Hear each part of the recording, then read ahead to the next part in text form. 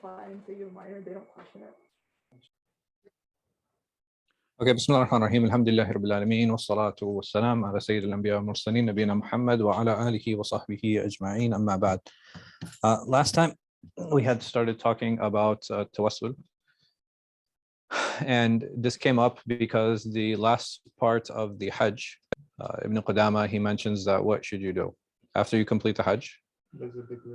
Visit the grave of the Prophet Muhammad sallallahu alayhi wasallam. And why does he recommend visiting the grave of the Prophet Muhammad sallallahu alayhi wasallam? What possible reasons could there be?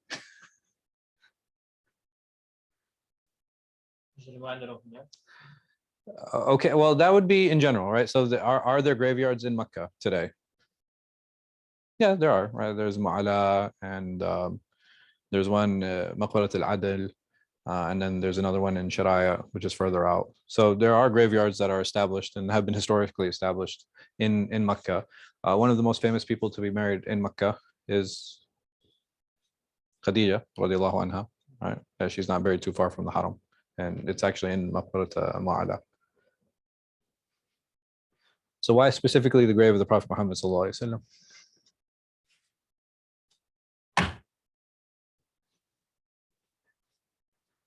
So it could be from tabarruk, right? Seeking blessing. It can also be seeking shifa, seeking intercession. And also, what did the Prophet ﷺ, he said that the one who gives salam to me in my presence, what did he say? I will answer it directly. And the one who gives me salam from a distance, the angels relate to me. So there are a number of reasons for that. Here specifically, he actually mentions, and the shurrah, the people who explain this book, they mentioned very specifically seeking shifa from the Prophet Muhammad sallallahu alaihi wasallam at that time. Why? Because he is one of the people who will be given not just shifa, but shifa'at uzma, right? He'll be given the great intercession for that. And what is the great intercession? What happens at that, right? Because there are intercessions and there are levels to those intercessions. But what is shifa'? What does it mean? And what is he going to intercede for that gives him the highest status, or higher status than all of the other prophets and messengers? To start the judgment, right? To actually initiate and to actually start the day of judgment. And because all the prophets and messengers, they'll say, it's not for me, go talk to, Musa, or go talk to Isa. And Isa will say, it's not for me, go talk to Muhammad sallallahu alaihi wasallam. So on. It was working a second ago. Right, so requesting intercession directly from the Prophet Muhammad sallallahu alaihi wasallam. So I did a quick historical survey to see from the different madhāhib what they all have to say. All of these scholars have stated in one way or another on the permissibility of seeking shifa from the Prophet Muhammad sallallahu alaihi wasallam directly. To the point, Qadi Iyad, very early Maliki, he mentions on Imam Malik, rahimahullah, where Malik was asked by the Sultan, saying that in which direction should an individual face when he is seeking shifa from the Prophet Muhammad sallallahu alaihi wasallam, and Imam Malik said what? What do you think? He said face the grave. He said face the grave of the Prophet Muhammad sallallahu alaihi wasallam, seeking shifa from him. Even historically, you can get, it gives you an idea of where all of these people are, where all of these people stand. Historically, one of the biggest, I would say, opponents and to this idea, to this concept of seeking intercession or having istighatha from the Prophet Muhammad sallallahu alaihi wasallam was Shaykh al-Islam Ibn Taymiyyah. One of his greatest opponents from this list was Taqiyuddin al-Subki. Subki, he actually responds and he challenges Ibn Taymiyyah in very strong words, saying that you are the first person to actually make this impermissible. No one preceded you before that. Saying that, you have a number of scholars from the Ḥanbali school who actually hold it, the latest of them being Hijawi. Which brings us to the issue of tawassul in general. Tawassul is, what is your guys' understanding of it? And it's interesting how it's mentioned in the books of fiqh. right? This is a fiqh issue. This is not a what? It's not an aqidah issue. It's not an issue of belief.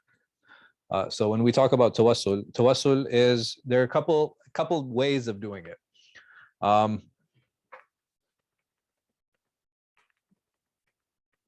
Where is this going? Oh, this is going backwards. Sorry. I was like, wait, that's not where I want to go. So over here, one way of doing it is basically you're seeking an objective, but how are you doing it? You're seeking it through somebody who's righteous. Does that make sense? So why would you do that?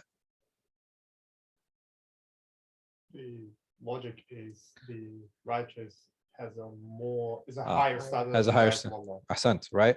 So the idea behind this type of tawassul is that this individual actually has a higher status than I do, and the chances of me seeking what is being sought, the chances of me receiving it are now higher, right? Because this person has a higher station, so there's more chance for me receiving it. The second type of tawassul is you seek it directly from this righteous person, right? And this righteous person will grant you this objective. What is the difference here? Or what is the thought process here? Like, so this one, I think we all understand the thought process, right? The chances here are higher, therefore I'm going to seek it through this individual. So the very common one is seeking it through the status of the Prophet Muhammad sallallahu alaihi wasallam, hoping that I achieve whatever this objective is. What if I actually seek it directly from this righteous person?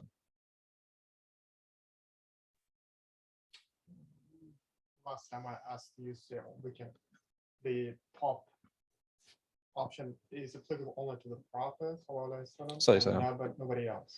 Yeah. So this here, let me put it another way. Doing this with the Prophet ﷺ is permissible. Not only permissible, but it is generally agreed on, right? You will find amongst all the madhāhib, there is a general agreement to this, that this is permissible. Now over here, this is where this one you have issue with. This one you have issue with, and this one you actually have a difference of opinion concerning. That difference of opinion is there. Why is this permissible? Why is this okay? Or is this not okay? Which one, the top one? The top one. Well, because of the hadith. Which is?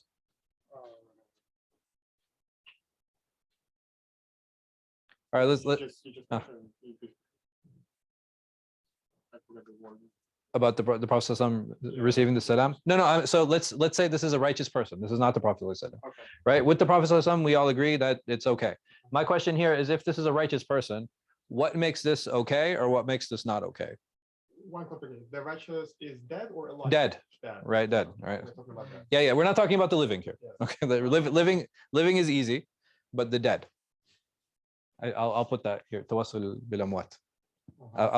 That's what's meant here, right? The doing tawassul with the deceased. So the question here is, why is this, if this person is deceased, why is it okay for me to seek from him, or why is it not okay for me to seek from him? One argument against would be, well, we can't be sure if that person was righteous. Okay. He might have been outwardly, but we never know what's in the heart. Good. All right, so I think that's a very valid argument, that there's no guarantee that this person was actually righteous, right? We don't know. There's no way to tell anyone standing with Allah subhanahu wa ta'ala.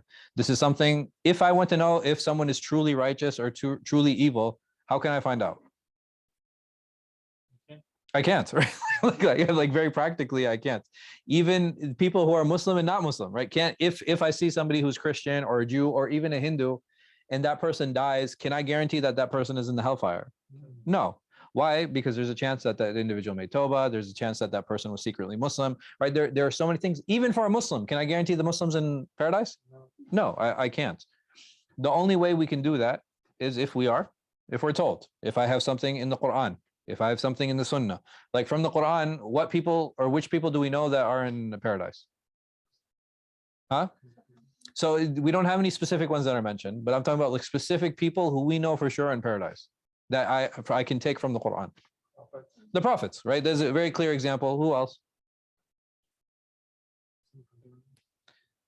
We don't have anyone mentioned, right? We have them mentioned in a hadith, right? There are many hadith that talk about Ashar al-Mubashirin, right? The 10 who are guaranteed paradise, and other than them who are also guaranteed paradise, right? They're called Ashar al-Mubashirin, or the 10 who were given glad tidings because they were given that glad tidings in one sitting.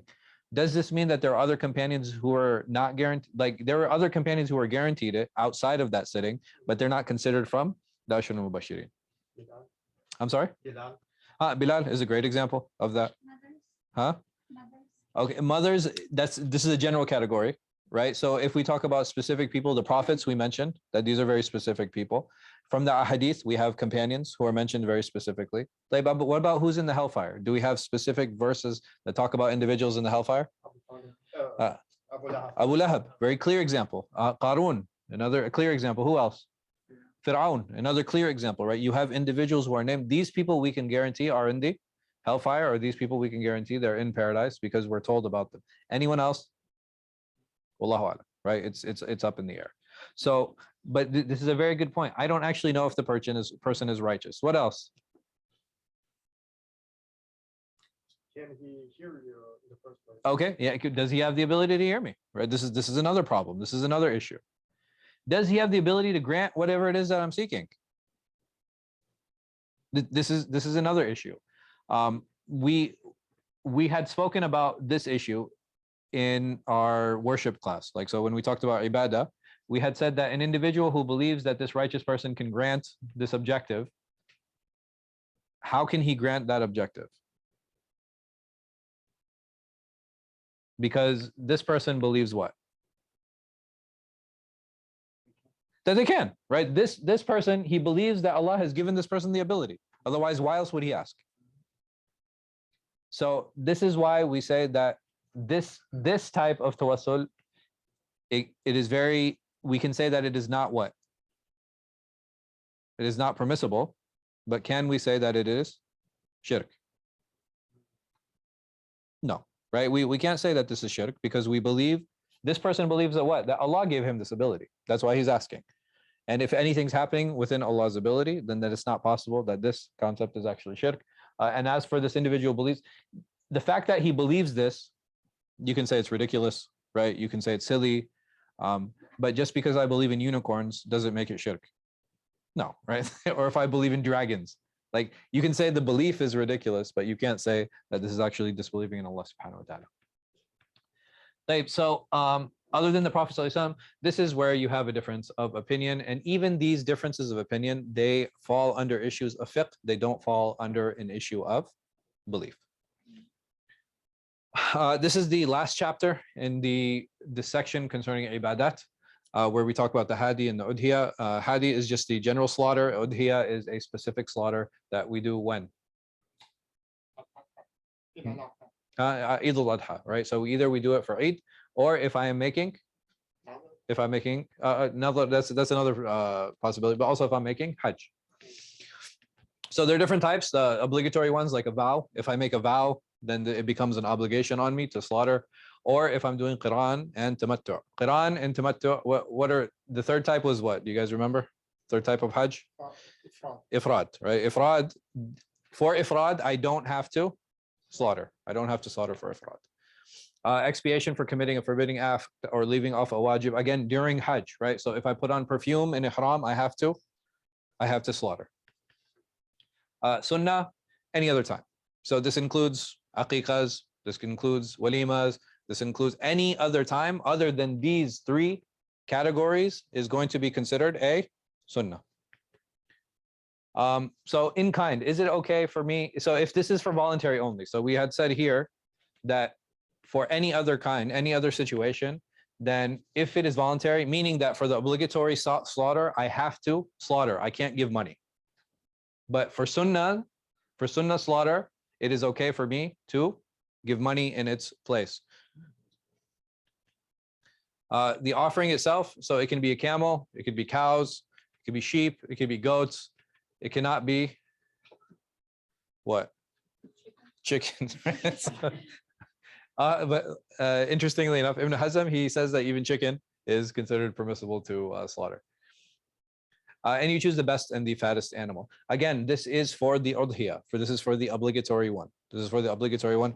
For the sunnah slaughter, when we get to, so over here, this is a recommended time or the recommended ages for the slaughter. This is the obligatory slaughter, meaning that, is it okay for me to slaughter at 3 months? Is it okay for me to slaughter at 6 months or 1 year or 2 years? For younger than this, what do we usually call that type of meat? Do you guys know? It's called veal, right? I don't know. You guys have heard of veal? Right? What is veal? Veal is usually a baby of these animals. And why do you eat the baby? It's very delicious. Because it's delicious. Well, why is it delicious? Juicy, soft. Because it's soft, right? The meat is softer. The muscle hasn't developed. So because it's softer, it's really unfortunate though that some of the conditions that they keep the animals in for the veal, you guys know what they do? So they don't cage, they actually chain them down. So they don't move. You know? Huh? Like for the French keeping the dogs in lower cage. Yeah, you know. Yeah, so like, because they're like, if they don't move, that they won't develop the muscle, and the muscle becomes. I mean, it's really bad, man. It's really bad, but it's tasty. So anyway, so these are the conditions for the obligatory slaughter. The only difference of opinion comes in with sheep. So the Malikis, they say 1 year, and the Shafis, they say that once the two front teeth fall out. So this is called jada or thaniya, and the reason that they're called that is because that's when the first teeth actually come out. So when you guys go to slaughter, inshallah, if you want to check how old the animal is, what do? You just lift up the lip, and take a look and see if the teeth, the front 2 teeth are there. And if you see only gums, then you can't be like, okay, this is not an udhiyah animal. This is not one that I can slaughter. But if you guys have never slaughtered, I would highly recommend it. It is it's very humbling. It's a very humbling experience. We've seen it grown up every year. Oh, okay. Seen it, not. Oh, not actually did it. Yeah. But I'd love to do it.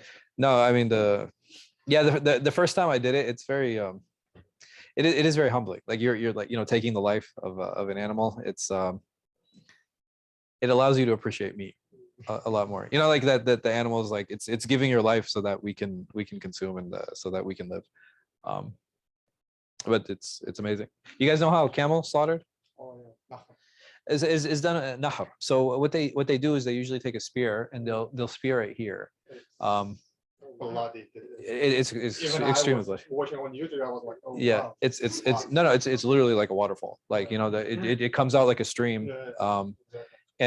And the reason that they slaughter it like that is because for all of these animals, the bone is actually in the back here, right? So the bones for those animals in the back. So when you cut here, you're cutting through the vocal cords and you're cutting through like the arteries and the veins here. The problem with the camel is the camel has a really long neck, right? So in order to support that neck, it needs more bone. So the bones actually run like this. So when you go to cut like this, what's going to happen? You're going to hit bone. You're going to hit bone. And if you actually kill it like this, it's painful, right? It's painful for the camel. If you ever see a camel slaughtered, when they pierce it, right, and the blood starts coming out, the camel is actually dazed. Like it can't tell what happened. And what happens after a couple of minutes, it just falls, it collapses, out of the loss of blood. But yeah, so that's animal slaughter. Enjoy your camel. I don't know.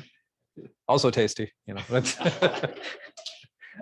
so how are these animals divided? So camel and cow are divided into 7 people. Why do you guys think that is?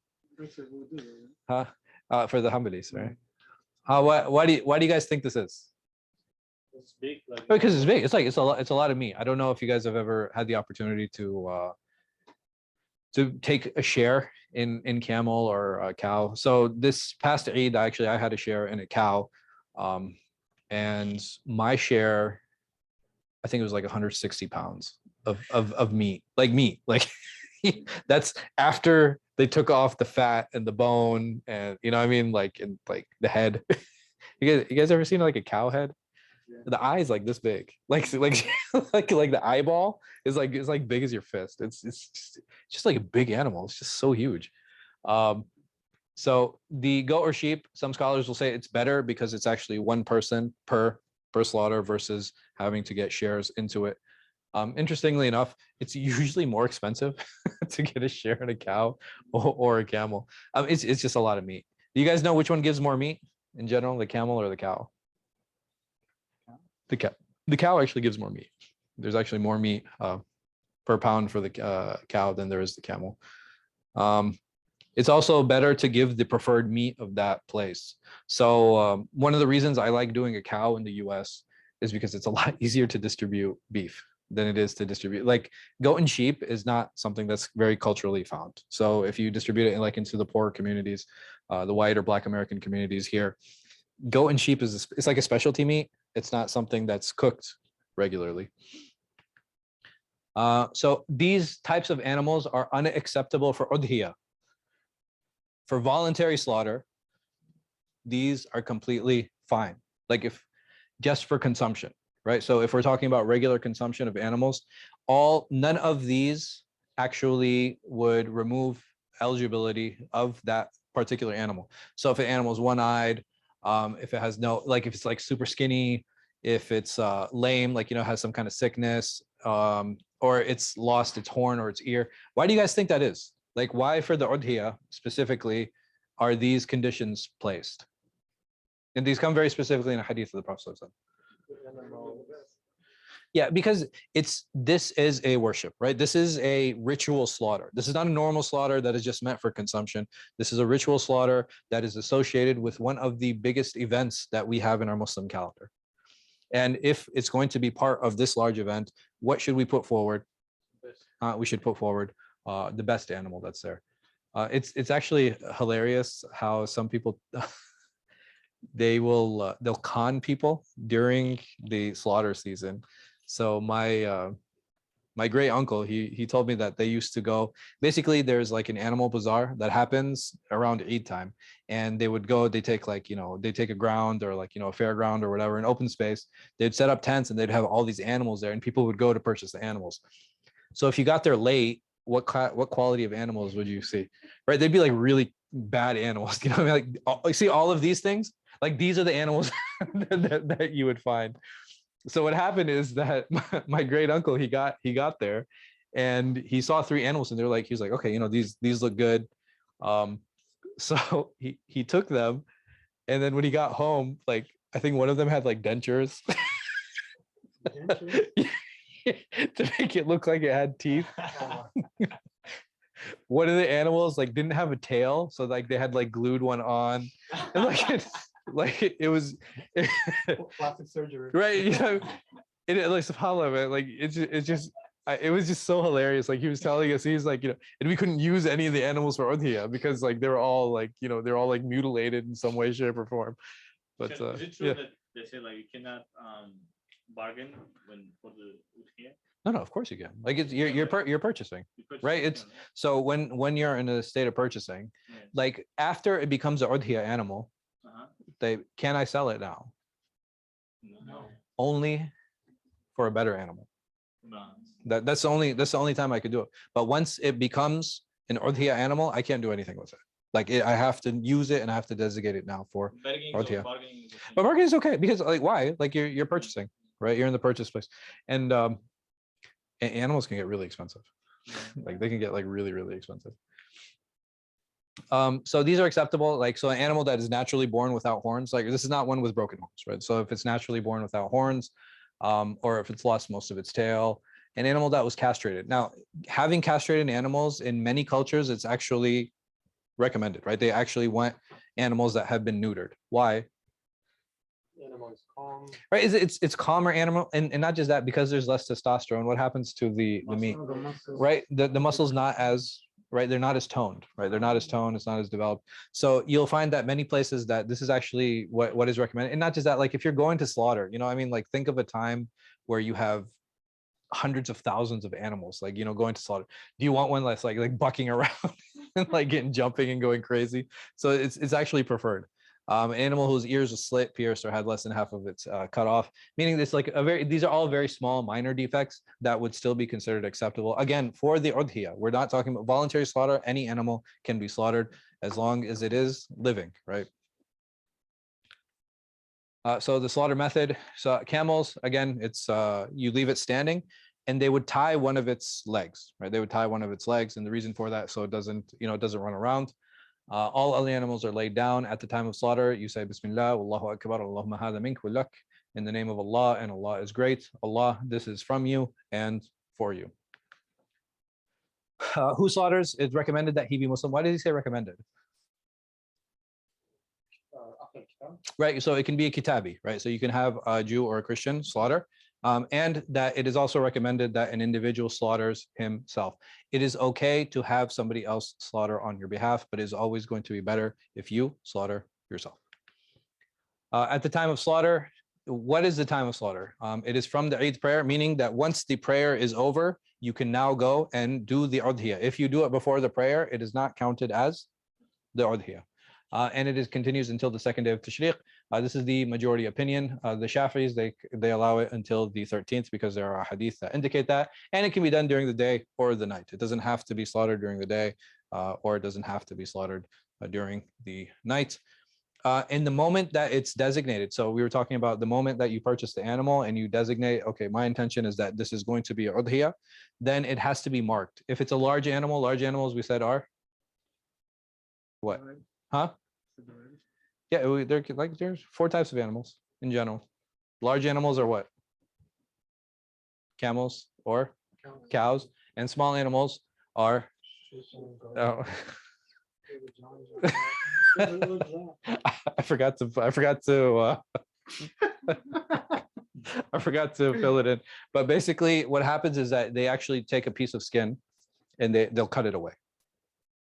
They'll cut it away for the large animal. To market. Yeah, to market. So they'll cut like a rectangle, and then they'll actually peel the skin off from that to show that, right, it's painful. Like I saw you flinch a little bit. So what happens is that it is painful for the animal, but it's just a way to mark it and to show specifically that this is for udhiyah, this is for slaughter. And then you have taqlid. Taqlid is a way to mark the animal. You can mark it with color, or you can hang something on it. The Aisha radiallahu anha, she actually says that I used to prepare qala'id. I used to prepare I used to decorate the animals when they would go for slaughter. So very commonly what they used to do, they would hang old shoes on it. They would take henna and they would put it over it, just to designate it for that. Why do you think that there needs to be special attention given to the animals? Or why give those,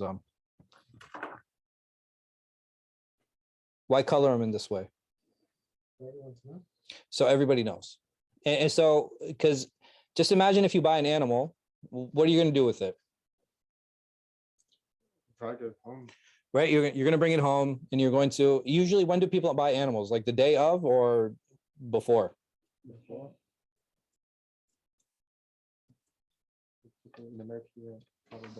Right, over here it's a little bit more problematic, right? It's not as easy. So usually what happens is that people, at least in the East, they'll buy an animal at least 2 weeks before Eid, right? So a week or two before Eid, they'll buy it. Why? Because that way they can feed it, make sure that it's healthy by the time when it's ready for slaughter, and they can take care of it. But if it runs away, if an individual sees that there's a mark on it, he'll know what?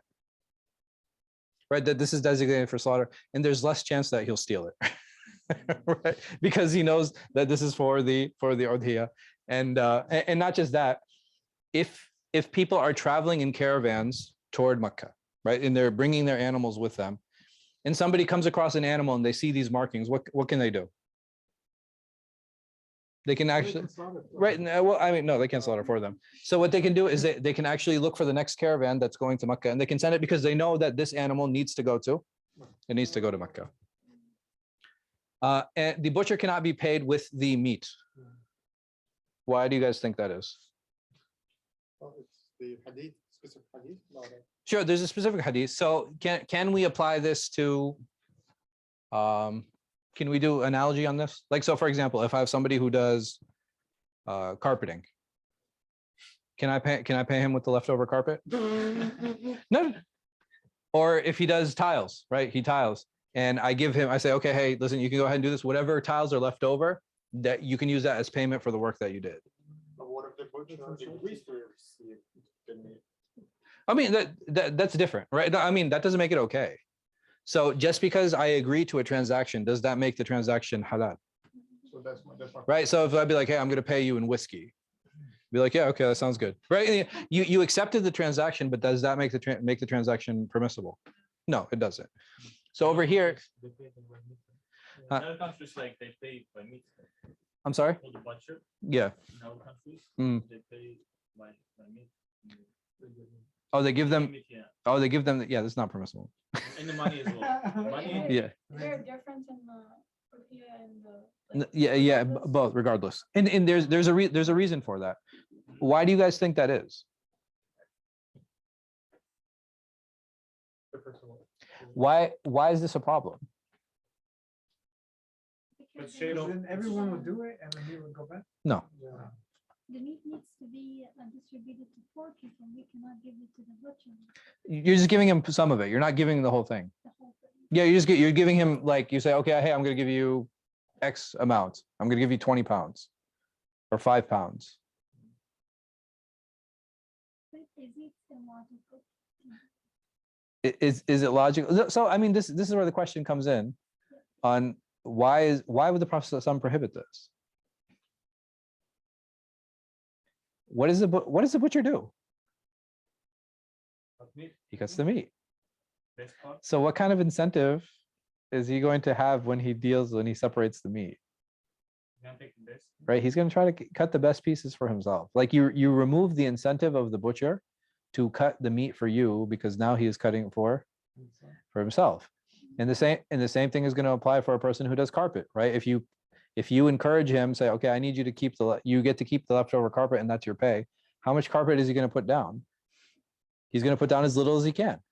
He's going to cut corners. Same thing with the one who does tiles. And not just that, this is something called bay al-majhul, right? There's an unknown amount of meat that is coming out of this animal. There's an unknown amount of carpet that's coming out of this. There's an unknown amount of tile that's going to be removed from this. You cannot make an agreement with someone for an unknown amount, right? The item needs to be known and the price needs to be known. These two things need to be fixed. So someone might be like, okay, yeah, but you're guaranteeing him 5 pounds, right? Where's the unknown factor here? The entirety, right? You're guaranteeing him 5 pounds. How much meat am I getting? You don't know until the animal is actually complete and the animal is cut. So this is why, and Allah knows best, that this type of transaction is not considered permissible. The division of slaughter. So we said that we divide this into thirds. Is this an obligatory division? No, this is a recommended division. What if I consume the entire animal? I mean, you're pretty hungry. You got a good appetite, right? That's the first thing. You have a great appetite. But what is that okay, or is that a problematic? It's meant to. It's a difference of opinion. So in general, there's an agreement that you have to give some of it to the poor. You have to give some, meaning that there has to be a portion of it given to the poor. It doesn't matter if that's 1 pound. It doesn't matter if it's 10 pounds. A portion has to be given to the poor. This division is recommended, and it is better to divide the meat like this and to distribute it. The hide may not be sold. And you can use it, but you cannot sell it. So what do I do with the skin of the animal when I'm done? Lie on the floor. So what usually happens, at least in Karachi, where my family's from, is that they actually donate it. They actually donate it. They donate the skin. And now that the institution that it's donated to, what can they do? They can do anything with it, right? They can sell it if they want, or they can use it for whatever case might be. I, as the one who did the slaughter, only I am not allowed to sell it. So the obligatory one, I can't eat from the animal. Meaning, if I did another, or I had a penalty, I cannot eat from that meat. The only time I can eat from obligatory meat, if it is for Eid, if it is for tamattu, or it is for Qiran. Meaning that has to be linked to Eid, or it has to be linked to Hajj. If it is a penalty, or it's a nadar, it's a vow, then I cannot eat it. If it's voluntary, then I should eat from it, right? I should. It's actually recommended that I eat from it. So when the etiquettes of slaughter and the Hanabila, for the Hanabila, they say that once Dhul Hijjah starts, I am not allowed to take from my hair or my nails until I actually slaughter. They say that this is an obligation. The Malikis and Shafis, they say this is recommended, and the Hanafis, they say it is permissible to take from your hair and your nails. This whole khilaf revolves around two ahadith. This entire khilaf revolves around two ahadith, that the Prophet ﷺ didn't take from his hair or his nails until he slaughtered. Aisha radiallahu anha, she said that he didn't take from his hair and his nails. And so the Malikis, they say, okay, well, this is recommended. The Hanafis, they act on the hadith of Aisha, and the Ḥanbalis, they act on the hadith. I think it's Ibn Abbas. I don't remember who the rawi was. Aqiqah, and this is the last chapter concerning the slaughter. The sunan of it is that it's slaughtered. There's 2 on behalf of the boy and 1 on behalf of the girl. Why? Because boys are better than, no. Why do you guys think this is though? So, but there are narrations where the Prophet ﷺ, he only sacrificed 1 for who? For Hassan. He only sacrificed 1 for Hassan. But over here, this hadith, how do we understand it? Why would we do 2 for boys and 1 for girls? So some scholars, they mention that 1 slaughter is done, either a boy or girl, 1 slaughter is done. The reason for it is out of happiness, right? At the birth of the child. The additional slaughter here is because a boy is the one who carries on the lineage, and he's the one who carries on. And for that, there's another slaughter that is done, and Allah knows best. It should be done on the 7th day. It should be done on the 7th day. There's a difference of opinion on understanding what the 7th day means. So it could be like 6 days after birth, right? Yeah, and the reason for that is because of the hadith of Aisha, where she says if you miss the 7th, you do it on the 14th or the 21st. In between 14 and 21, there are 7 days. 7 days. You shouldn't break the bones. You take the weight of the hair and give the value of silver in charity. So if it's like 3 grams of hair, it's usually not even a gram, honestly. But if it's like, let's say it's half a gram of hair, so you would take that in value of silver and you would donate it in charity. This is a sunnah. You shouldn't break the bones of the aqiqah. It should be like, so the best way to do it is to serve like, shank and like, the different pieces of it. And it fulfills the other conditions of udhiyah, meaning that it has to be thaniya. It shouldn't be, it shouldn't have a defect, right? It shouldn't have a defect. And again, this is for the aqiqah. And this is something that is recommended. So on the 7th day, right? On the 7th day, yeah. So the 7th day, you do the slaughter. Okay. So the 7th day you do the slaughter, but when can you have the, when can you have the party? It doesn't matter. You can have it at any time, but the slaughter should be on the 7th day. Yeah, it should. Yes.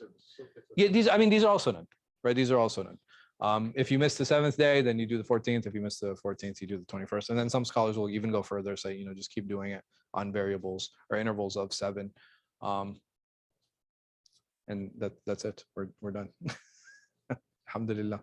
May Allah subhanahu wa ta'ala accept. Going forward, I'm thinking about doing a class in interval in usul al-fiqh. So from next week, instead of continuing in fiqh, where we talk about mu'amalat, where we talk about business transactions and marriage, what I want to do is I want to take like a slight interval and talking about, okay, what is the theory behind actually coming up with the rulings? How do you utilize verses? How do you utilize a hadith? What are some other factors that you actually think of when we say that this is halal, or we say this is haram, or this is an obligation, or this is fasid, or this is batil? What do some of these terms mean? So I think, inshallah, we're going to take an interval and do that for the next, maybe, I want to say 10 to 12 weeks.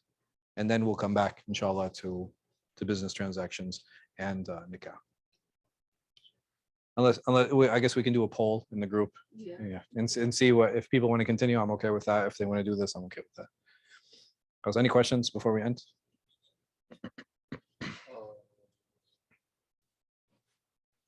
Speaking of tawaf, so there was the top way and the bottom way. Yeah. The bottom way includes, just clarification. Includes when we make a dua, in the name of the Prophet. Yeah. this that is what is meant, right? So, yeah, you say in the name of the Prophet, or you would say, by the virtue of his intercession, or by his virtue. Like all of these are reasonable ways. Okay. And can you? Well, I guess it's a similar story with the top option. You cannot ask anyone in the name of anybody else except the Prophet. So, yes. Or you're asking him directly. Ya Rasulullah, ishfi'ni. Ya Rasulullah, do intercede on my behalf. From you're asking. necessarily at the grave. Yeah. So, or even like, so what they're recommending is you ask this. These are the things you should ask for at the grave.